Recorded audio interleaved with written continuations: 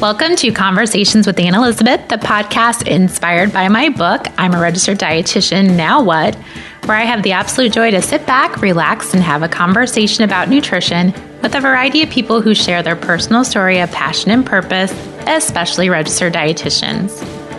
Today's conversation is with Beverly Price, an entrepreneur with a passion for owning her own practice, serving the eating disorder community, and yoga. Again, please don't forget about my birthday book giveaway. I am still giving out 4 I'm a Registered Dietitian Now What books, one for each week in my birth month, because again, I really love to give away gifts on my birthday. Go to my website, annelizabethrd.com, and register in the pop-up.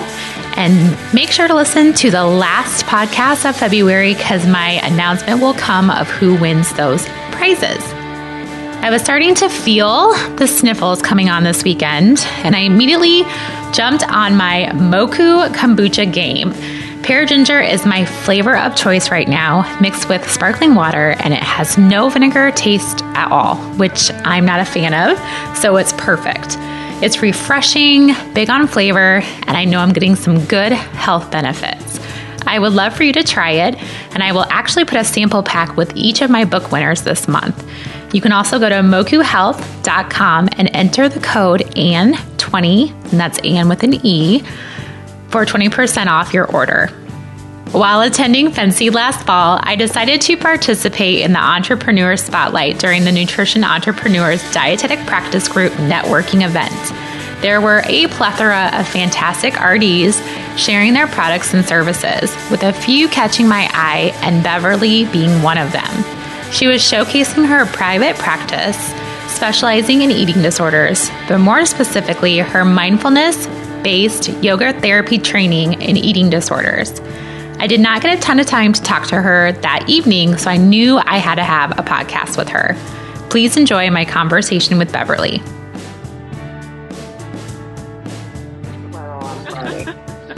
Well, good. Well, I am so glad that you are spending time with me this morning. I appreciate that very much. And I'm excited to learn more about you and kind of where you started and all the amazing things you're doing now. I kind of, Googled you a little bit, and I've been getting some of your emails. So I find all your things that you do professionally really awesome. So why don't you take me back to when you were little Beverly and you were trying to kind of figure out what you wanted to do when you grew up? Well, thank you, Ann. And first of all, thank you very much for having me on your program today. And I am very excited about it. And I will share with you and hope that the audience is get some good information. So if I travel back, I have wanted to be a dietitian since elementary school. And I always wanted to know the best thing to have people eat for many reasons. And then when I got into high school, I was on the swim team and wanted to understand how nutrition played a part in sports. So that was really my my first love. And when I got to college, I majored in dietetics from the get-go, and I realized there were so many different facets of the field. And when I finished my internship, I actually wanted to go into management in dietetics. And as I went through my first position, I was back in clinical, which then I loved as well, and it was more so cardiology. So it was away from my home, a few hours away from my home. So I relocated, and then I eventually came back when there was a job opening back in the Detroit area where I'm from. And I worked in a cardiac fitness center, and I made probably some of my best friends in my lifetime. And it was a great job. And then I ended up opening up a private practice. Actually, my boss at the time really encouraged us to better ourselves, move on. And that's what I did. And I started off working in different doctors' offices. And I really just saw a variety of patients. And then I eventually went out on my own because I had a great physician who said, I'm going to stop referring to you until you get your own office. It's time. And he meant that more lovingly. And I did that, and I grew the business. This was, I want to say, around 1994, and just after I had my daughter. And I worked in my own private practice, in my own office, and I hired people as we grew, hired staff, and then I eventually sold the business. I was ready at the time. My daughter was starting school, and our district was a very hands-on school district in elementary school. So I sold my business to a great woman, perfect person.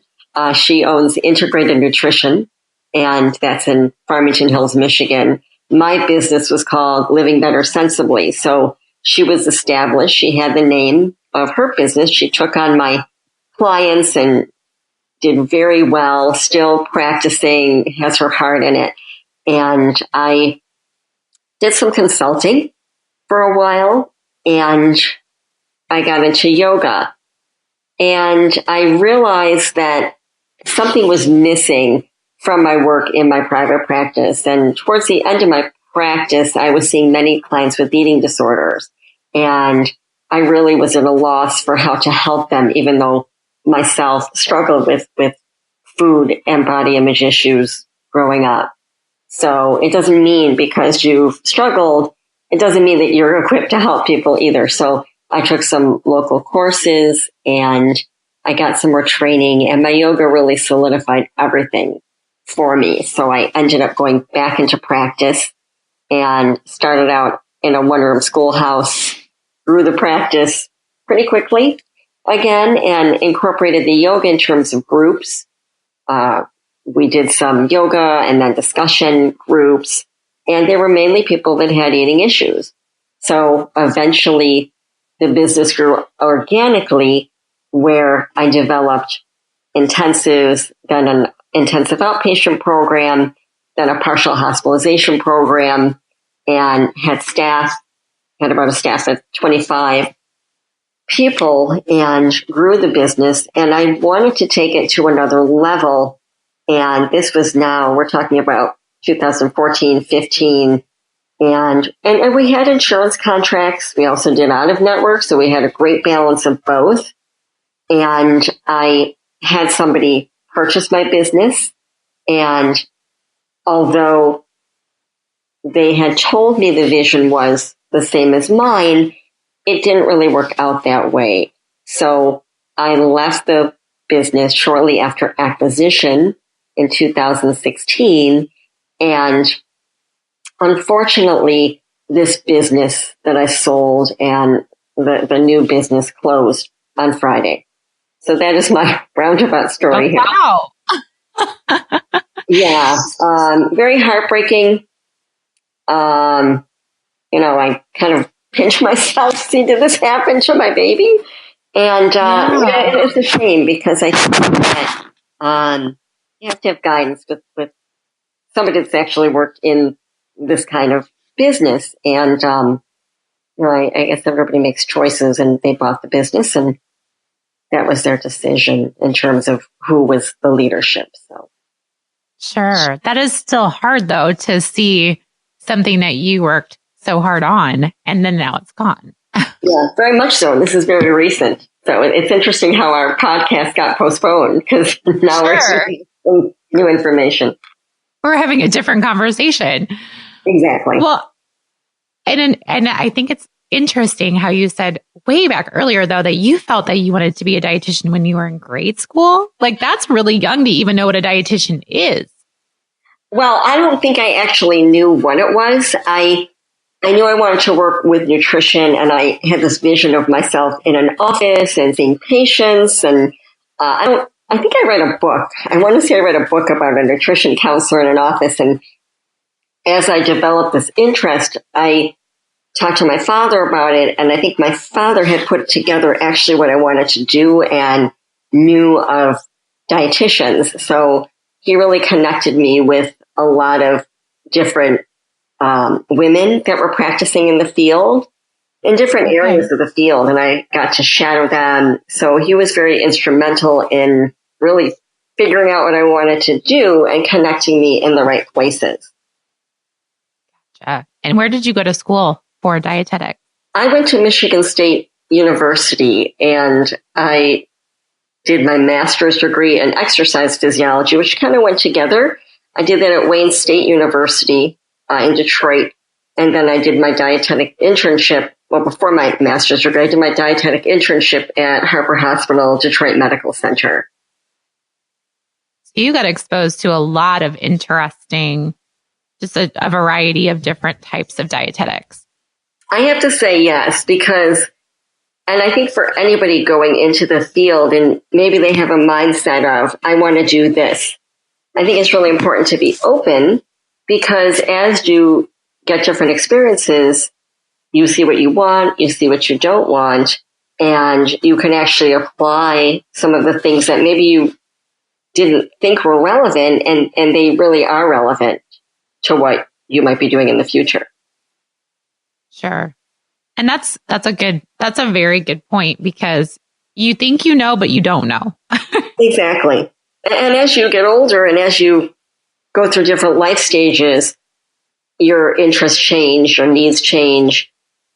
Once you, let's say you get married, let's say you have kids, let's say now your kids are out of the house, you have different needs, you have different interests, and also your lifestyle changes in terms of what you need, what you're responsible for or what you're not responsible for. So, sure. Well, and also too, like you mentioned, when you thought you wanted to go into management, and that's completely different than clinical, which is, or, outpatient, which is kind of what you ended up in. Right. And that's probably more of, like you said, you had your daughter, and that kind of changed how you were going to practice at that point. Right. That was a big deal. And also, I think the combination and going back and forth in terms of, do I want management? Do I want clinical? Running your own business gives you that management, because you're in for a lot of different aspects that maybe you didn't realize.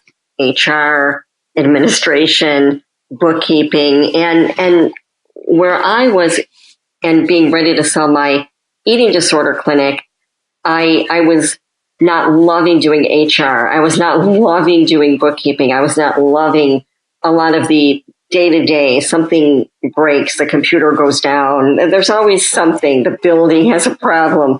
And, sure. And I don't think people realize that. And as an owner, you take all the risk. So, people choose whether to be productive or not. Maybe they get anxious when the census goes up, when you really want the census. Sure. And there's a lot of things. But I think that's also what drove me to seek a buyer, because I wanted to put that on somebody else so I could do what I love. Mm-hmm. Mm-hmm. So I know this, when I think about entrepreneurs, I always feel like a lot of people are very intimidated by the point they are in their career, if they're ready to be an entrepreneur or not. So it kind of sounds like you actually started your first business very early in your dietetic career. I did, because even working, when I worked in the cardiology at Sinai Hospital of Detroit, that's now part of Detroit Medical Center, it started out as a part-time job, and I was picking up the other part-time down where I trained in my internship. And it really, I started doing private consulting on the side, because different physicians in the hospital knew who I was. They were referring patients internally, and they would approach me in the hall and say, hey, maybe you want to do this on the side. And I cleared it with my boss, and yes, that was fine. And eventually, as I said, my boss really encouraged me. And I actually kept the hospital as part of my consulting too, because at first I went to different offices every day. So I was able to have the best of both worlds too. Sure. How scary was it for you you probably felt pretty comfortable though, since you had that relationship with different physicians. Yes, and I think that was really important starting out from a referral standpoint and just from a trust standpoint. And really, at the time, they weren't much older than I was. And, they seemed so much older, powerful, that really we were growing together in our careers. And I look at now and I'm still not quite ready to retire and not at that age, but some of them are getting ready to do that and slowing down in their practices. And I think even with the eating disorder clinic, there's still so many people in my community that think I'm still in my private practice. So it's an interesting perception. Sure. So you've kind of always felt like you've had a connection to eating disorders, even early in your career? I would say so. And maybe I didn't realize it initially, but I think that was a big part of it. And it just sort of brought me back home in a sense. And I think that I feel like as dietitians, I feel like you're drawn to that type of practice because that's not an easy practice to be working in. Not at all. And I think also across the spectrum, and as you get into the spectrum of binge eating and disordered eating, you're getting a little bit more high functioning, and it's a whole different ball game. And I think that's where I really started out. And then it kind of went more towards the more severe. And a lot of what we were dealing too was co-occurring substance use disorder. So that even adds to the mix as well. We were licensed by the state of Michigan in terms of substance use disorder. In Michigan, at one time, there was a partial license for just partial, nothing specific with eating disorders, but then the state deregulated. So only hospitals had to be licensed as a partial. This is just a few years ago. And it, although we followed what the licensure entailed anyway, but that really wasn't a factor anymore. But yet we still had our substance use license. And that was important for contracting with insurances, whether we chose to contract with certain insurances or not. Mm-hmm. And I think, so I kind of feel like that's a whole nother animal is the coverage and the insurance. And because I know here in Iowa, there's like no coverage for any type of, basically for eating disorders at all. It's very difficult. Mm. So how is it different, for you in your state? It really depends on the insurance because certain insurances are licensed by region and by state. And some are, of course, more friendly than others, and some have more stipulations. And we were a small clinic, so we really couldn't afford to have a psychiatrist right on site, day in, day out. And some insurances require that. And some are a little lenient because our psychiatrist was just right across the street. Oh. He wasn't, for example, in another state or something like that. He was right across the street. He was involved in the care. He'd be here at meetings. He would see patients, and it was a little bit different. And some of the insurances we chose not to contract because the rates were not that great. But I think even as we evolved as a clinic, and a lot of my early staff will say that as we started getting regulated, for example, we got our Joint Commission accreditation twice. Oh, wow. And as we went through the regulations, it really changed the vision and the ultimate goals of the company and not even realizing that. And I think when we operated more on a cash basis at the beginning, mm-hmm. And we were able to really flesh out what we wanted to, and mainly the yoga therapy with the eating disorder treatment and a little more holistic. And as we got more regulated from the insurance accreditation licensure, we were more restricted in what we could do. And from just the other, I think. Sure. And I guess like as a dietetic practitioner, how does someone learn all of that? Is it just by you just kind of are living in the moment and you're just kind of figuring it out as you go? Or how did you learn how to approach insurance companies and create contracts and figure out who pays well? And I mean, that's a huge task. It is. And I've always been interested in reimbursement because back in the nutrition days, we're actually dietitians themselves in Michigan are not licensed. We're one of the few states that are not licensed. So back in my private practice days, I couldn't contract with any insurance. We weren't written into the insurance code. And my business was a cash business, which actually worked out great. I worked a lot of hours and I really hustled. And like I said, I was able to hire other staff as we grew.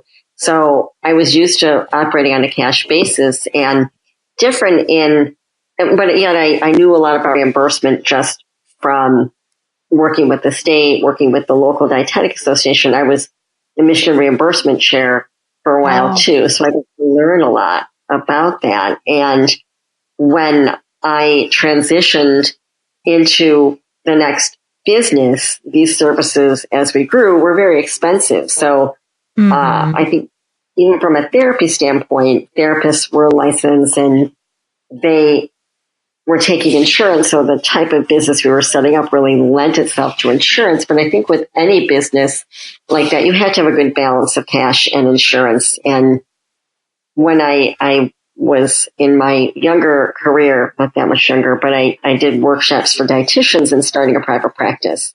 And I would present cash or insurance, what's best, and a great mixture.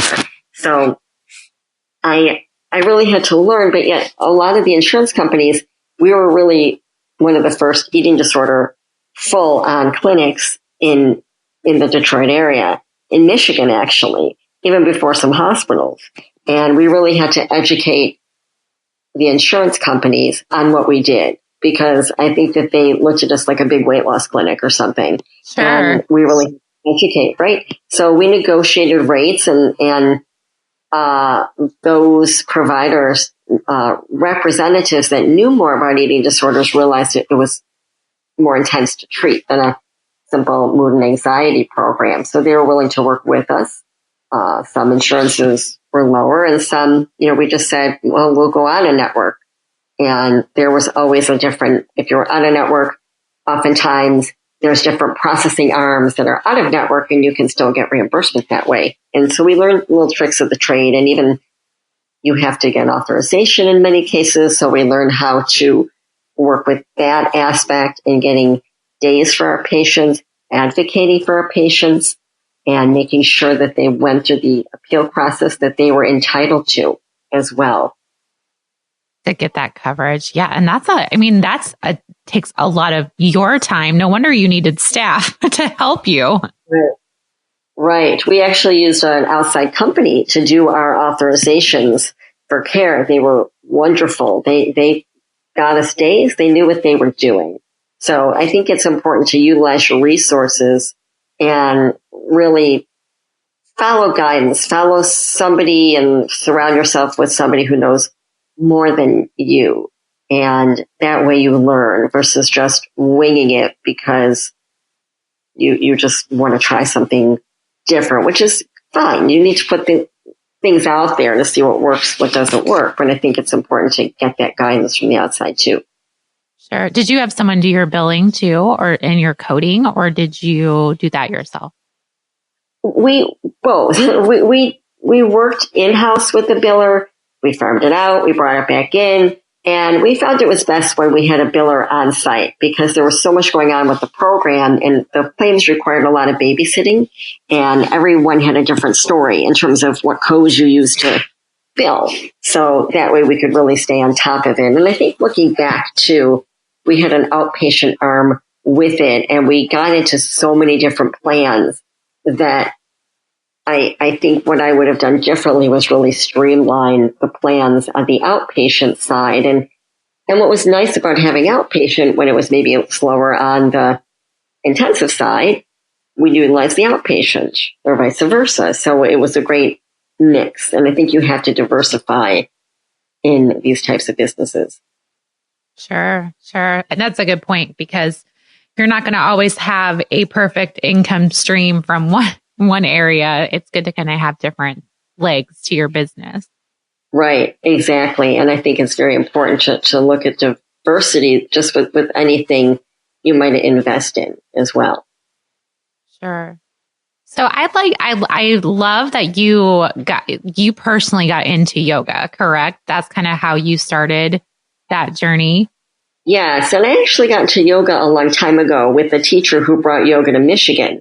And I really, we were friends, and we really built our businesses together in some ways. And I really got out of yoga when I had my daughter and I was busy, and I had a friend who was very into yoga, came into town and said, we're going, you're getting back into yoga. And that was when I sold my first practice. And it was such a good thing that she used coercion to get me to go, because that really paved the way for a lot of new ventures to happen. And I went into yoga teacher training and eventually became a yoga therapist through a program that the International Association of Yoga Therapists had for experienced yoga teachers. And that's how I also got into training other eating disorder practitioners in yoga for eating disorders, in which I really can focus on now, because that's a love of mine. So that's so ultimately you are out of kind of the diet, you're kind of working with other professionals and doing these trainings for dietitians or health professionals. Right. And I think that's really right now where my career is going, more towards the professional side, and I'm working in that realm. But yet I've also been successful in terms of placing clients with eating disorders in treatment facilities, just kind of, just as a favor over the years, and realize that people do this as a business, and I'm able to get people to the top of the list, work with them in their continuation of care. And where I'm going at this point this year is to make it value, as a value service. So individuals can get into treatment, learn how to advocate for themselves, and understand that continuum of care. Because you'd be surprised how many people, at least in my area, don't understand treatment or in the admission process, or what their child or what they might need at a different level of care, not just outpatient. That's kind of true, though. It's kind of good to be an advocate because it is I think it's hard on families, and it's hard on the patient, and it's hard on everybody, and everybody just wants to find help, but they don't really know what to expect. Or they don't even know what's out there. True. They don't really know that their child might need a residential level of care or a partial level of care, when they're wondering why in outpatient nothing's working at that time. Mm-hmm. And I didn't realize there's so many different outlets for, I guess, and maybe I'm not a person who's well versed in the different levels of care. So maybe talk to me about that, because I don't know a lot about the different levels of care. Oh, sure. Well, there's outpatient care, and that's maybe once a week, twice a week therapy. And as you're getting more so now, you need 3 times a week therapy. That patient really needs the next level of care, perhaps, which is an intensive outpatient program. And in that type of programming, they may come to a center for 3 to 4 hours a day, at least 3 days a week, sometimes 5. And they have group therapy, they have individual therapy, they have monitored meals and snacks, and they have medication management as well. And at that next level, if they are, let's say, suicidal, or let's say their thoughts are even more intense, then they're going to be at this partial hospitalization level, and that's a full day program. And state of Michigan and insurance companies and accreditation require at least 6 to 7 hours of programming a day in Michigan. And therefore, you're getting the patient to perhaps interrupt their thoughts, because they're learning to break that cycle at that longer day level of care. And then as you progress up, maybe their purging is more so than at a partial level. Maybe their suicidality is more intense. Maybe their medications need even more management. They're at a residential level of care. And then at a real urgent level of care, where their medical, psychological is very much at risk. It's more of an inpatient, such as a hospital, and more so for stabilization. Or if we're working with somebody with substance use, they're going to go to detox in a hospital. But the American Psychiatric Association has a level of care guidance for eating disorder treatment. And really to follow that is the best practice standards, evidence-based care in our industry. Now, not all insurance companies follow that, but if you're following that, that makes a really good argument and a really good appeal and advocacy for a patient if you're following those guidelines from the American Psychiatric Association. Gotcha. Okay. Interesting. See, I learned so much from these too. Yeah, it's complicated. And in our specific industry, we have a great attorney in our consortium that is really helpful, Lisa Cantor, and she has a staff and they've really fought for patients from a legal side. And patients are entitled to that. Patients are entitled to have that voice and the try at that point. That's very interesting. Very interesting. Right. And I would be interested to know how, just kind of more about how you incorporated yoga in your practice and how you saw that work with your patients and how you see that kind of changing more for our profession of onboarding that in our practice. Oh, sure. And the yoga really, I think initially people looked at it as just exercise, and insurance companies looked at it that way. Other practitioners looked at it that way, but really there's a therapeutic component to it. And there's a lot of research now on eating disorders and yoga therapy, on mental health and yoga therapy, evidence-based, peer-reviewed literature that really backs some of the work in terms of the physiological changes, the psychological changes, and even just from a quality of life. And we did a lot of outcome studies in my former practice, and that was really important to show how the program was working. So we incorporated at the time yoga every day. So an hour of yoga every day. And it was a small group. We could individualize. They also got individual yoga therapy as well on a weekly basis. And they were able to really utilize the breath, which is one of the most important aspects of yoga, not so much the physical practice, but they were able to use some of the concepts and even some of the philosophy that we incorporated into the program. And it made it unique. It made it theme-based, and it made it very successful that way because the theme would carry into all of our groups, all of these individual sessions, and that way it became a comprehensive program and differentiated, set it aside from other programs. That's really neat. And that's neat that you actually were doing studies in your practice to prove that it's working and it's a viable thing to add to your practice. Right. And not everybody responds to talk therapy. And oftentimes when you get to the somatic, when you get to body-centered therapy, it really elicits some different responses and more of a transformation. And even, for example, DBT is very congruent with yoga. ACT, acceptance commitment therapy, is very congruent with yoga. And it's where you're learning to observe in these theoretical orientations. In DBT, in ACT, you're learning more to observe versus react, which is really what yoga is about.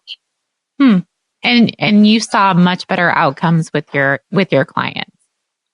We did, and even from our studies, and even just we always used to say our patients left nicer, kinder, but and more so than that, and they were able to really self-regulate, which is an important component of yoga, and also combined with DBT and ACT. And I think it's really important that we had, our staff was trained regularly. We did a lot of staff development, and we had always had somebody that was really, as the practice grew, proficient in DBT that could teach us and really implement those concepts, which is really where the eating disorder profession in treatment is going to, more of a DBT. That's something I didn't know either. It's amazing how it's evolving, because I think more people are aware that there's so many individuals living with with a type of this disorder. Right. And I think sometimes people aren't even aware, and the awareness is the first step to moving forward of what is really going on. Sure. Like when you would have people come in, or people that would call to ask for your services, do you do like an initial consultation that just to kind of get to know the person and again, maybe find out more about them because they're not aware of the situation? Yes. Well, we had a first line screening on the phone, and if somebody was suicidal, homicidal, and exhibited certain behaviors, we were going to refer them to the ER or another level of care.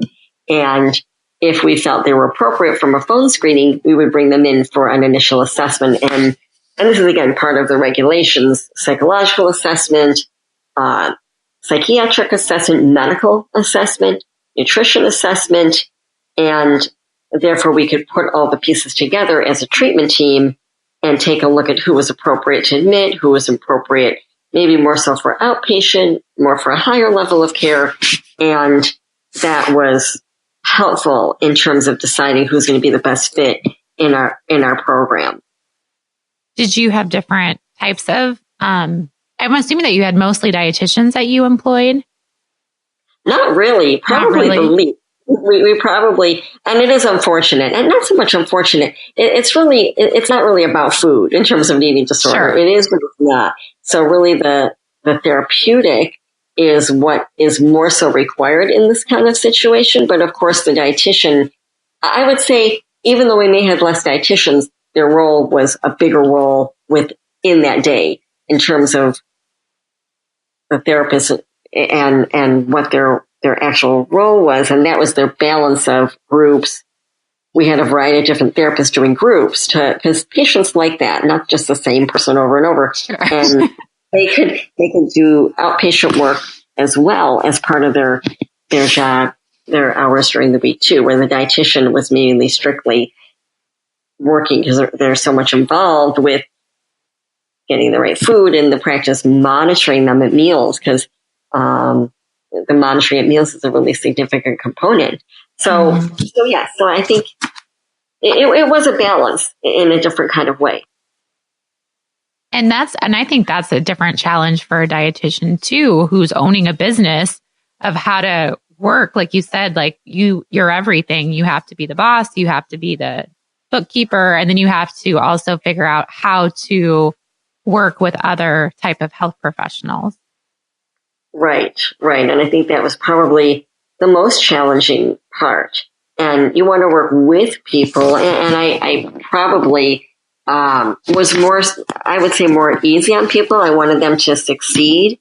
Whereas I think other practices may have said, no, you're not right for the practice. We're just cutting our cords now. And I think I look back, and that's maybe somewhere I think I could have been stronger in, because sometimes when you don't cut the cord early, it just festers a lot of problems. Yeah, that would be hard. I don't think I'd be very good at that either. Right. It's a hard thing. It really is. And I think that that's where I sought guidance. And again, it's all part of the work of being a business owner, and which at the time pulled me more so out of the nutrition part. Mm-hmm. And that's so true. It's like you are a dietitian by trade, but then you're also that business owner, which kind of trumps it sometimes because it does involve so much more. Right. And I think too, part of the philosophy in terms of the program was harder to impact early on, but then as we grew, the type of therapists we were hiring, they really got the program, and they were a good treatment team at the end of the life of my business. And that's good that you found those people. Right.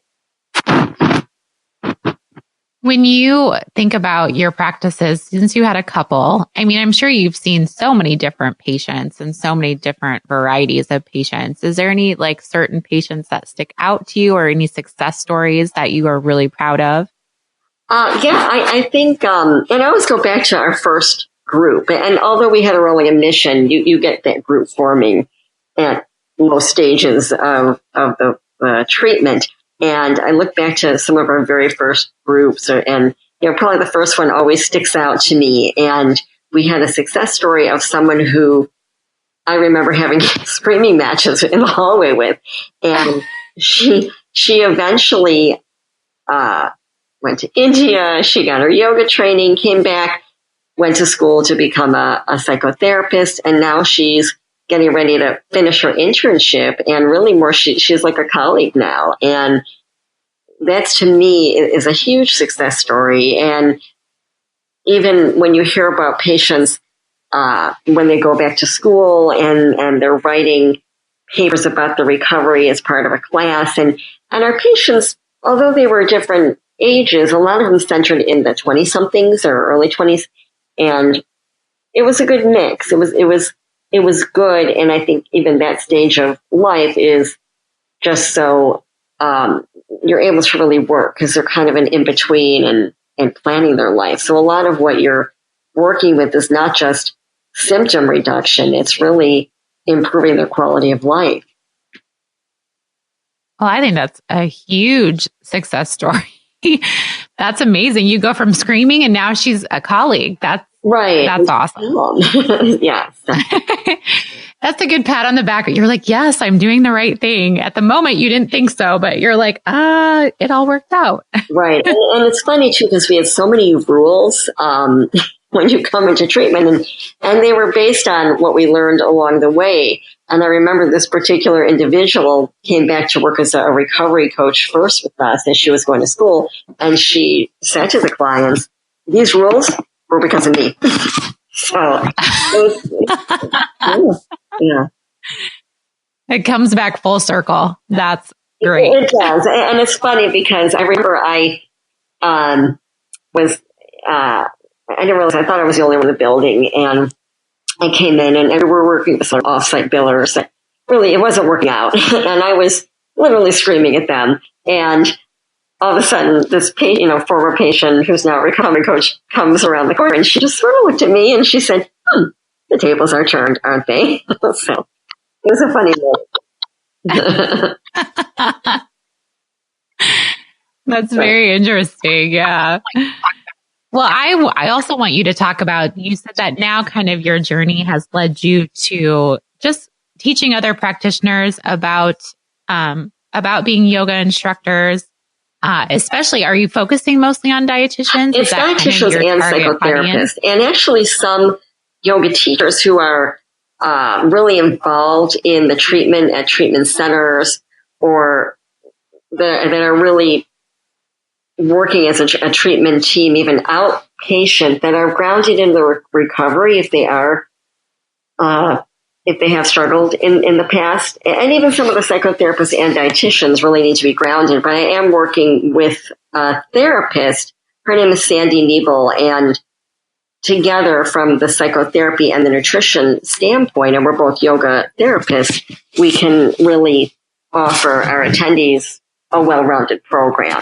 And it is actually a specialty program through Phoenix Rising Yoga Therapy. So if you want to go the full accredited program, or if you want to get your 500-hour yoga therapy training, yoga teacher training, our program can offer either one, where we're offering 75 units towards a full yoga therapist certification so we're a specialty, or our hours can go towards a 500-hour if you're already a 200-hour E-RYT.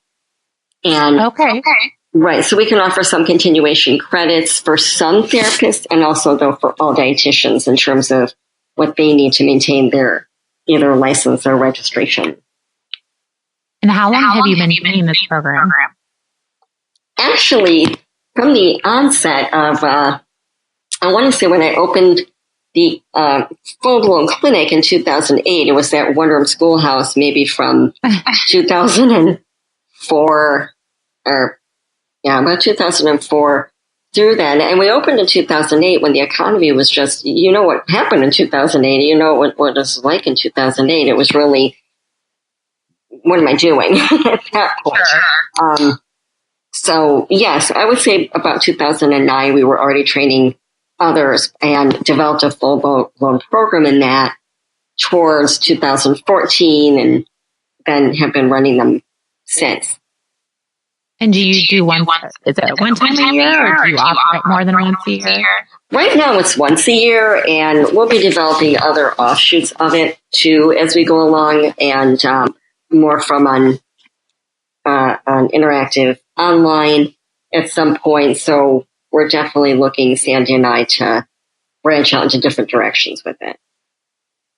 The on-site, though, in Phoenix sounds absolutely wonderful right now as it's freezing in your area and in my area. We're not in the best areas of the country, but I think, too, it's great for the attendees to get away, and they really do a lot of self-development and self-reflection that really helps them working with their patients. And I think that's a huge part of it as well, that they can step back and really look at themselves. And I think I like that. That's a huge component because, we can be great for our clients, but if we're not great with ourselves, it's going to reflect in how we treat and work with our clients. Right. And I think you have to really be able to go to that edge with your client if you expect your client to do the same. And I've heard other therapists say that, but I think in terms of actually doing it, I think the program really helps push that therapist towards that edge as well. And how many days is your program on site? It is 6 full days. There's a day to arrive and a day to leave, but it's 6 full days, and it's pretty intensive. And there's breaks where we do breakout groups, and they can practice some of the skills on each other. But we have meals together, and then the last day we end a little bit early and go into town and have dinner together. It's really nice in a restaurant but yeah, it's mainly pretty intense in terms of the day structure, where we start with yoga. We have a break, get ready, take a shower, and then we come back, and it's pretty didactic until lunch. And, we really break it up in terms of how the yoga therapist is involved in the treatment team, the dietitian, the therapist, in all practice settings. So we get people really that are practicing in so many different areas. So it makes it really diverse and unique, and people do learn from each other. And we have some breakout sessions after lunch, reconvene towards dinner, have yoga, debriefing of the day, have dinner, and then pretty much you're wiped out at that point. So I would say so. I have just done a little bit of yoga. So do you need to be like really, really good at yoga to attend this conference, or could you be a newbie, or could you have no experience? Well, really, there's no such thing as being good at yoga. Yoga just right. And we've had participants come that aren't E-RYTs and aren't 200-hour yoga teachers. So, and that's okay, because they're really learning more of the philosophy to incorporate in their practice, and maybe they're partnering with a yoga teacher and making it a comprehensive program. Good to know. I always like to know, it's always good what level you're going into, so you're prepared mentally. Right. And really, in the way I was trained, there's no levels. There's no levels. Just like in some treatment centers, there's levels. We don't use levels. We never did use levels. So it's more so of really learning. And again, the poses are the accessories. They're just accessories. The breath is the most important, and really the philosophy around it. Because when you look at the 8 limbs of yoga, which is part of yoga teaching, only one limb of the 8 limbs is the physical practice. So it was really designed for something more than that. And of course, it's become very westernized here in this country, and more so as time goes on. And even where I practice in the studio was maybe more traditional when I started. now it's more of a westernized, and that's okay too. I mean, it's different for somebody who goes to practice yoga in a studio versus when you're incorporating it in treatment. In a studio, it's a yoga class, and in a therapeutic environment, it's more so therapy. Sure. And I think the breath is I would think that would be a very important component, because I think about, I did take a traditional yoga class it was probably 10 years ago, where you actually, did wrap yourself up in a blanket and you did focus on your breathing at the end, and you had tea and you talked about the class, and now it's completely different. You go to a class and it's just different. So I can see where that breathing part is very important. Right. And that's why if we're dealing with a severe or anorexic individual, somebody who has severe anorexia nervosa, we're really limiting what they can do on their yoga mat. And they may be focusing more on breathing, or yin yoga, which is really using no muscle and a lot of just long holding forward fold, or something where they're just really focusing on their breath. And I think that's where initially treatment providers were questioning, what are they doing? And it's more so based on where they are physically. And also if somebody was coming in and they had a rough night and their labs were off and they were purging, and we're not even going to let them even in that room at that moment, because they're going to have to sit and get rehydrated. So there's really a lot of different dynamics that go into that yoga practice, but ultimately it's to observe them. And as a yoga therapist and even a yoga teacher, we're taught to observe that client on their mat, because that body language is really telling us a lot, because I want to say the statistic is over 70% of communication is by our body. So we can get a lot of information by just observing that client on their mat. That's so interesting. I like that component. I mean, it's just like you think about, yes, you're a dietitian, but you have just expanded your ability to relate with your patients so much more through this practice. Right. And I think in any profession, and in talking to therapists, where therapists tend to get burnt out is they're doing therapy as usual. And until they incorporate other methods within their therapeutic interactions. And yes, the same thing with dietetics. And I think as our society evolves, we have to really keep up with the changes and really morph our businesses to what is needed, and also what clients are wanting and expecting as well. And somebody nowadays, maybe not so much years ago, but today, I think in any profession, there's so many changes that one will go through in their career, and even what people are experiencing now in terms of the different directions people are going in, and that they have. Very true. Our profession is definitely evolving in many different ways, which is exciting. And that's why I think what you do is very exciting and very well, thank you. And I think also I started a LinkedIn group. It's Registered Dietitian Business Owners. And there's over 5,000 members, and you can find us on LinkedIn, and there's no charge, of course, to join. And as long as you're a registered dietitian or a student or an intern. And it is interesting to see what people are doing from when I started it, or even when I started out in a private practice or years ago, to see what a lot of these new dietitians and up and coming dietitians are doing. It's really awesome to see. And I'm just so proud of what everybody's doing in this profession. Whereas maybe years ago it was kind of just to do the same things and hospital, whatever it is. So. Yes. Yeah. I bet it is. I bet it is very, I know I've been a dietitian for 17 years, and just knowing how things have changed in my time is very awesome. So I think, right. and you just creating this program, I think for dietitians and other health professionals is another way for us to keep advancing our career. So thank you for doing something so cool and unique. Oh, thank you. But it is really interesting to watch others, I have to say, and even becoming more techno, and as technology advances, seeing what dietitians are doing, taking advantage of that within creating a new business. I agree. Every time I talk to a dietitian or I meet someone new, I just am always like, oh my gosh, you're doing that?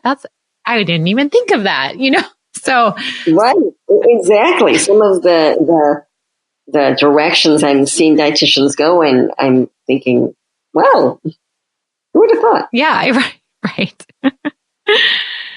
Well, I will definitely link. I will go also check out your LinkedIn account. That's really a great thing. I'll put that in the show notes as well as kind of your contact information. So if someone is interested, when is your class? You just released that you're opening your registration for your class. Right. So right now it's early bird registration through the end of March. And then we have standard rates. And as it gets closer, it's later rates. And the training is October 27th through November 3rd. It's a Saturday to a Saturday, but it's really a Sunday to a Friday actual training. And it's in Tucson, Arizona, which is nice. And we've done we've looked at different places, and we're trying to find a home for the retreat here. And out west seems to be just the vibe, I think. And this particular area was willing to work with us and really cater to our needs. And I think that it'll be a great experience. Tucson is beautiful. So yes, I'll definitely put all that information in the show notes as well. And I would love to talk to you for like 2 more hours because you're just so interesting. So maybe we'll have to do a podcast after you have your retreat and we can talk more about your actual retreat and learn more about that as well. Sure. Well, I do have some fun questions for you. We always have all these serious questions, but I have some fun ones. What is your favorite food? My favorite food is sushi and chocolate. Together or separate? Yeah, together. I don't know about that. But yeah, that's really, my daughter and I have a favorite place that we always go to. She lives out of town now, but when she was here and when she comes back, we have a favorite place. Do you still live do you live in Detroit then, outside of Detroit? Or you said I live right outside of Detroit. And I always joke because I haven't really moved 1 square mile all my life because my business was literally about a mile away. My parents still live about a mile from us. So we're in the same house as we have been since we got married. So my husband and I, I'm still here. And that's your spot. How long have you been married? I'm sorry, what's that? How long have you been married? Oh, how long have we been married? 28 years. I'm going on 28 years. Well, that's wonderful. You found your place, and that's okay. You don't have to go anywhere else. You can travel wherever you want to go visit, right? Always travel. Do you have a favorite beverage? I like Starbucks. Really, just a variety of beverages there. I either make some at home or I go. And my husband always says, I think you go to Starbucks for the experience, not so much for and that's what they've created. So I do like that. It's working. It's drawing you in. Right. What is your favorite color? My favorite color is purple, and that's more of a kind of a higher vibration color. It's the top of if you look at chakras, yoga chakras, and it just is a good energy, great energy. That's one of my favorites too. So that's good to know. I didn't know that's one of those higher colors. Right. And do you have a favorite scent or smell? Favorite scent or smell? That's a good question. I want to say lavender because it's just more calming, and that's sometimes what I need. Yeah. We all could probably use a little bit of that in our lives on occasion. Well, that's an interesting question. You have some really great questions. And then my last one is, what brings you joy in life? What brings me joy? I would say my family, and my husband actually has a bigger family than I have, but when we all get together, just everyone, that really just lights me up because everybody lives kind of all over the place now, and it's different, and it's just, I would say that is really important to me. Is that family? Did you get to see quite a few of them over the holiday? For Thanksgiving, yes. And also over the holiday break, my daughter was in town. Oh, good. And you said she lives in Michigan, or she lives?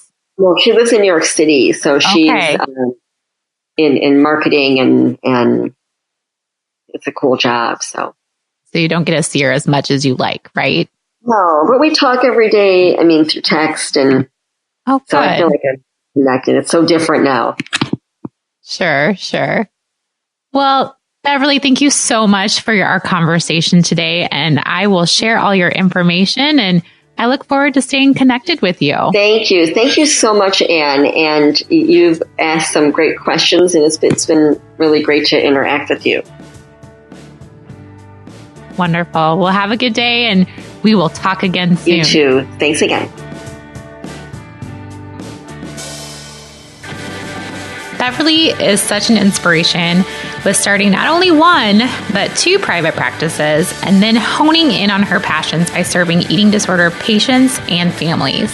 I admire her for seeing a need in this field, because we all know there is a huge one, and then creating a program to help other professionals grow their own passions and use this type of treatment in their own practice. I think she's a great resource. I hope you do check out her actual retreat that's coming up, and make sure to find that information in my show notes. Along with my popcorn obsession with sprinkles, I'm continuing my birth month with a daily stroopwafel. Yes, you did hear that correctly. I mean, why not start every day happy with a stroopwafel? That's just my mantra. Anyways, Dahlman's has the most sweet, melty, caramel, delicious waffle cookie on both sides. It just makes me smile every morning when I have my cup of tea or coffee. If you want to learn more, go to dahlmansstroopwafels.com. My website, AnnElizabethRD.com, is where you can read my latest weekly wisdom blog post. I share my current adventures that can be crazy, and sometimes they're not, but usually revolve around food, workout music, a different playlist each week, a really delicious or real deal recipe, what I love right now, and many other things. You can also purchase my book and can find all my previous podcast show notes and links to the things we talked about during all my conversations.